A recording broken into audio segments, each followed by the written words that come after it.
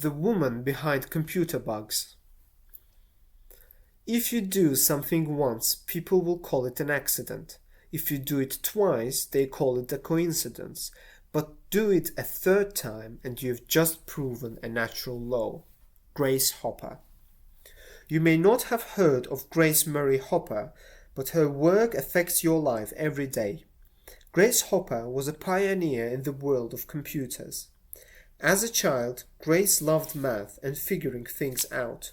She also loved gadgets. When she was 7 years old, she took apart a clock to see how it worked. Then she could not get it back together. So she got another clock and took that one apart. By the time her mother saw what she was doing, Grace had dismantled 7 different clocks. When World War II began, Grace Hopper was a college math teacher. She decided to join the Navy. She was 34 years old at the time and was too small to meet the Navy's size requirements. Grace was determined though. She convinced the Navy to accept her anyway. Because of her math skills, the Navy put her to work on the Mark I, the first large-scale digital computer built. This computer was a little different from computers we have today. For one thing, it was 51 feet long and 8 feet high. One summer day, during the war, the Mark I computer suddenly stopped. Grace Hopper soon figured out that a moth had flown inside the machine and got stuck. She removed the bug and got the computer started again. Today, a problem in a computer is called a computer bug. Fixing the problem is called debugging.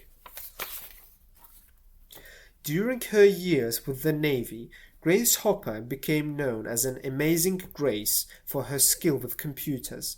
She believed that computers should be easy to understand so that anyone could use them. She worked hard to make sure that this happened.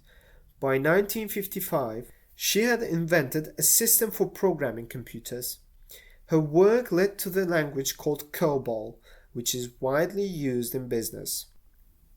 Grace Hopper spent 43 years working for the Navy.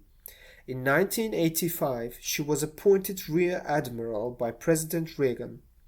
She was one of the highest-ranking women in the military. In 1986, when she retired, she was the oldest active military officer in the nation. In 1991, Grace Hopper was awarded the National Medal of Technology by President George Bush. She was the first person ever to receive this medal.